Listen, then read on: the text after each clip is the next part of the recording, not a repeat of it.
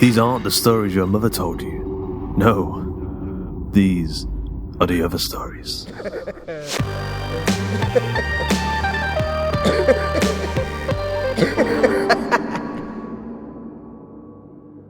Today's episode of The Other Stories is The Ferryman Goes Visiting. Written by Georgia Cook and narrated by James Barnett, aka Jimmy Horace.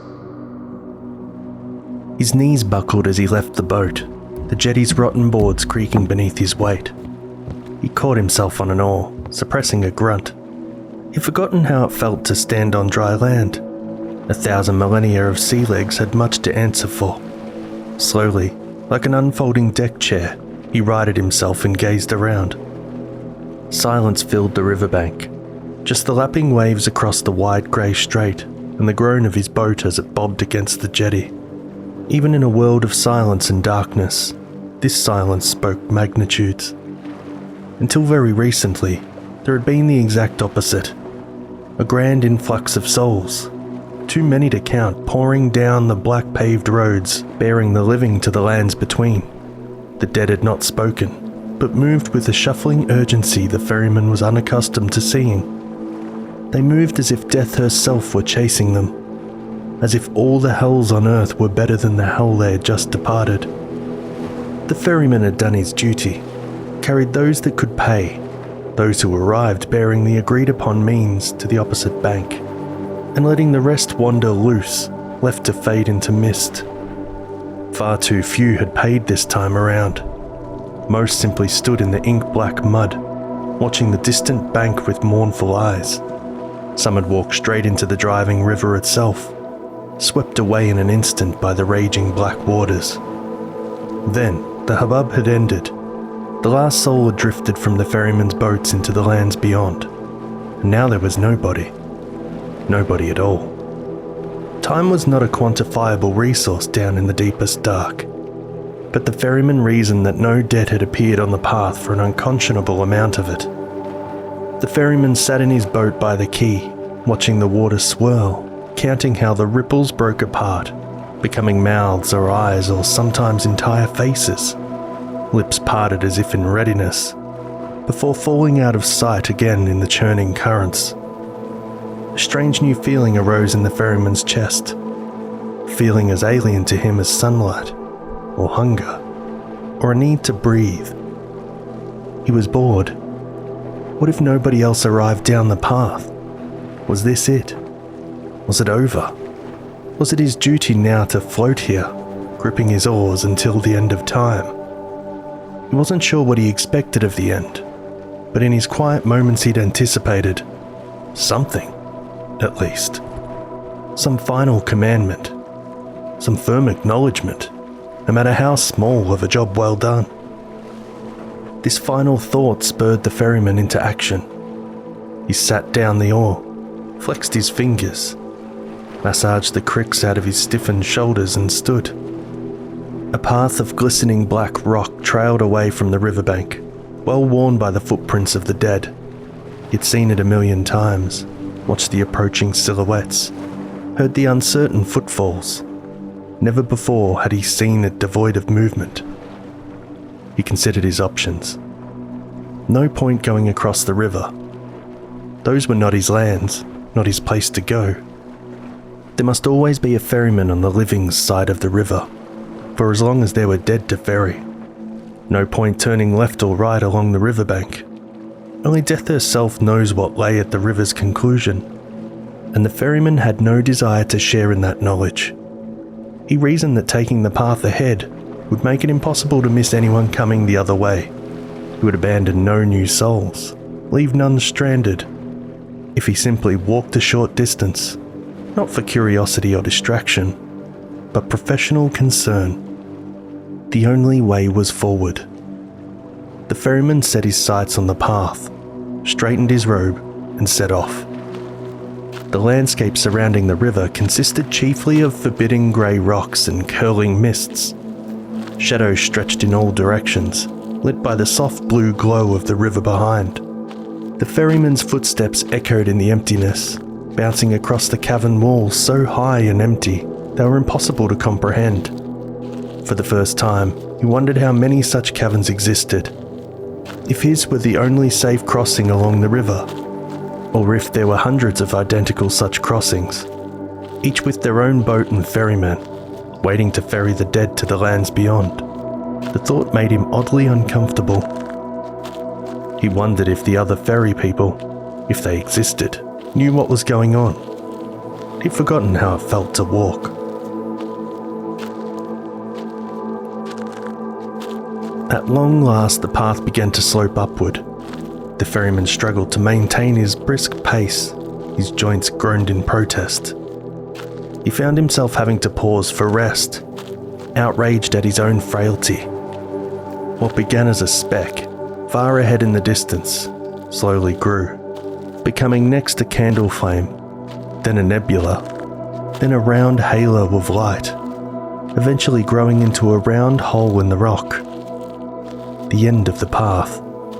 The light beyond was murky and bleak, catching the path's volcanic stones like a million watching eyes. But it was the brightest light the ferryman had ever seen. He paused, gripped by a second unfamiliar emotion. Doubt. Had he walked too far? He fought the urge to glance over his shoulder. Nobody in the land of the dead looked behind themselves. There was never anything to look back at. That, said logical thinking, had already happened. He'd met nobody else on the road, not even an errant shade. By now, he should have made an unconscionable number of trips back and forth across the strait, but still nothing had greeted him.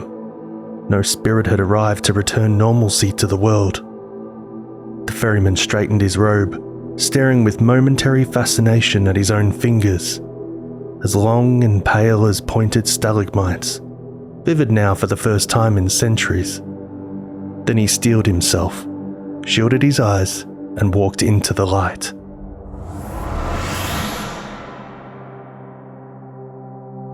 For the first time since the dawn of the universe, the ferryman stepped into the world.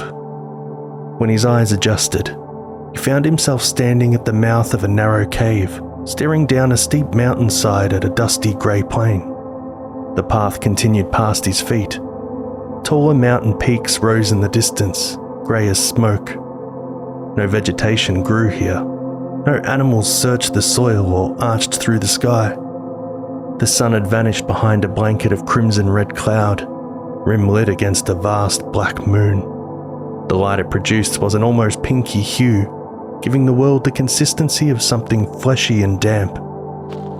The ferryman walked down the mountain path, occasionally stopping to sift the earth with the tip of his foot or bending to prod a partially rotten skull. It was, he felt, as if he'd arrived too late to a party to which he'd never been invited. A grand finale already past its due, with nothing left now but to tidy the chairs and clear away the litter.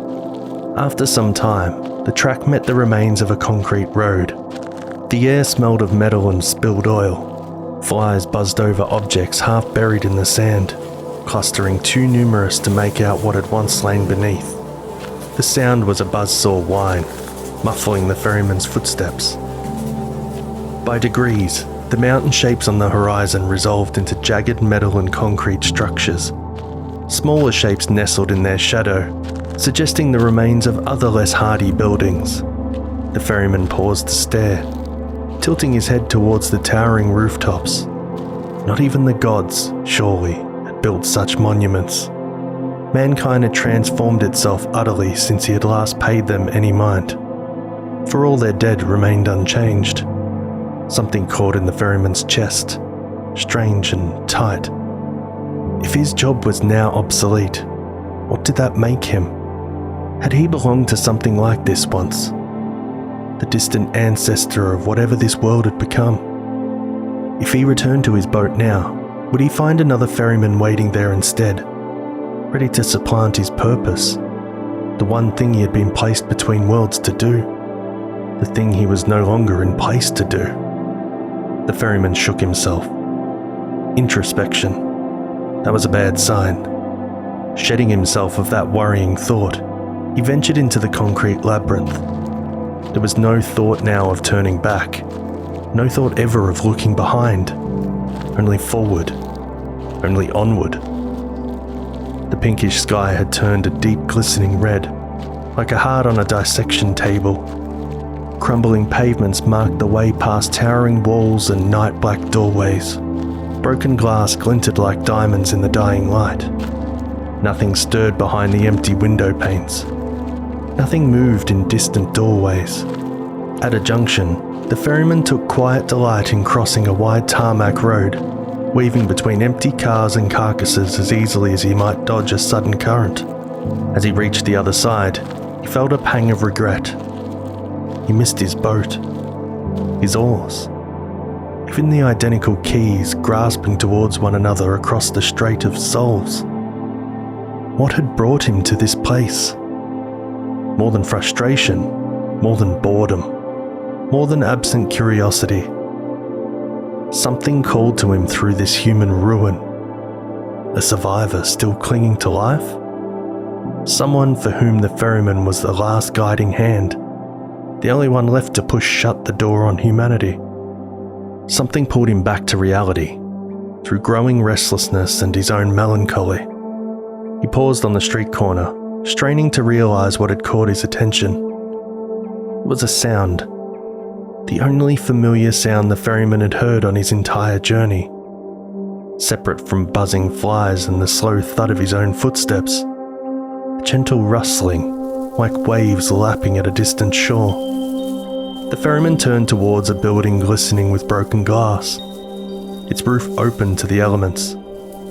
The way beyond lay as dark as a tomb, as dark as the cave he had left, as dark as the road between worlds. He stepped inside. The darkness resolved into an echoing lobby, its walls pitted and cracked, thick with clinging ivy and the smell of rotten meat.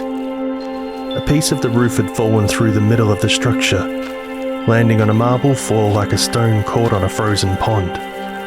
Destruction rippled out from the centre, catching everything in its wake. And in the midst of it all, the ferryman bent, his pale brow wrinkled with bewilderment. In the middle of the crater, shaded from the elements, allowed to stretch its questing roots through rock and fallen debris, a tiny sapling had taken root. It was not a beautiful tree. Its leaves were shriveled, its stem battered and stringy. There was a desperate resolve in how it thrust itself upwards, as if hanging on to existence for grim death, unwilling and unable to let go.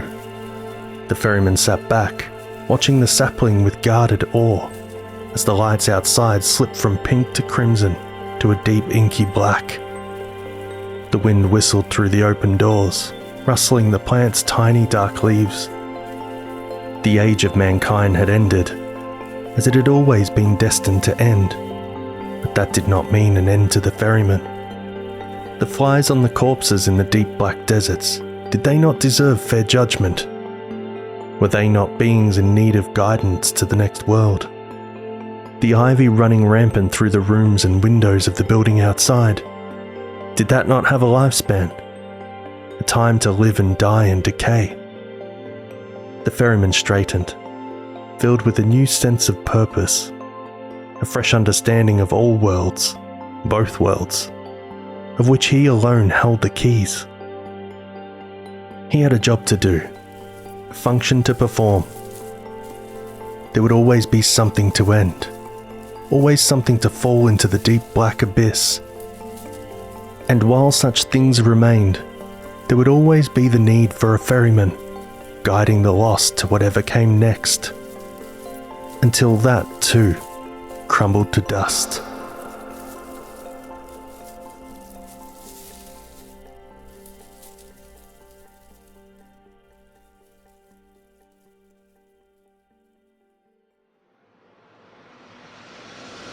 I hope you enjoyed today's episode of The Other Stories, The Ferryman Goes Visiting. It was written by Joshua Cook, narrated and produced by James Barnett, aka Jimmy Horace himself, with music by Andrew K.N. and Tom Robson, and sound effects provided by freesound.org. The episode illustration was provided by Luke Spooner of Carry On House.